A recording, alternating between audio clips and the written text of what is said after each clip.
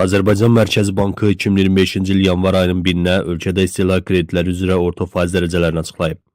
2025-ci il 1 yanvar tarixinə istehlak kreditlərinin milli valyutada orta faiz dərəcəsi kredit kartı vasitəsilə verilən kreditlər üzrə 26%, məişət avadanlıqlarının alınması ilə bağlı kreditlər üzrə 25%, yaşayış sahəsinin təmiri ilə bağlı olan kreditlər üzrə 16%, avtomobil kreditləri üzrə 10% və digər istehlak kreditləri üzrə 20% təşkil edib. Qeyd edək ki, illik müqayisədə istehlak kreditlərinin milli valyutada orta faiz dərəcəsi, yaşayış sahəsinin təmiri ilə bağlı olan kreditlər və avtomobil kreditləri 1% bəndi azalıb. Kredit kartı vasitəsilə verilən kreditlərdə 2% bəndi, digər istehlak kreditlərində isə 3% bəndi artıb. Bu dövrdə məişət avadanlıqlarının alınması ilə bağlı olan kreditlər isə dəyişməyib. Faizlər niyə artır? Kredit faizlərinin yüksək olmasının səbəblərindən bizim mediaya danışan iqtisadçı ekspert Natiq Cəfərli deyib ki, uçot dərəcələrində 0,25%lik azalmalar olsa da, Mərkəzi Bank faiz dərəcələrini yüksək saxlayır. Bu da mühüm amildir.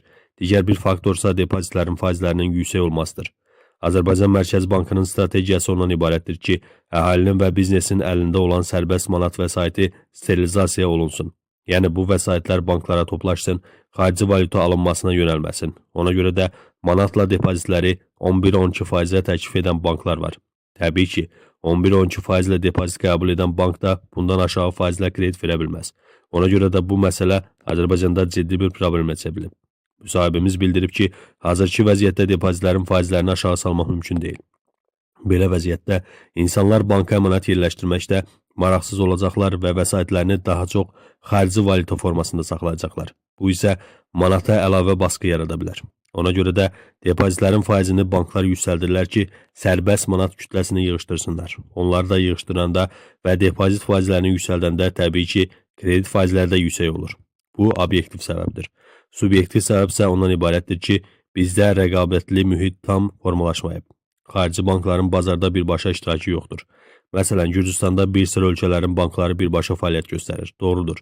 Bizdə də Türkiyə, Rusiya bankları var. Lakin həmin banklar yerli struktur kimi fəaliyyət göstərirlər. Ona görə də xarici bankların bazara birbaşa girişinə imkan verilməlidir ki, rəqabətli mühit yaradılsın.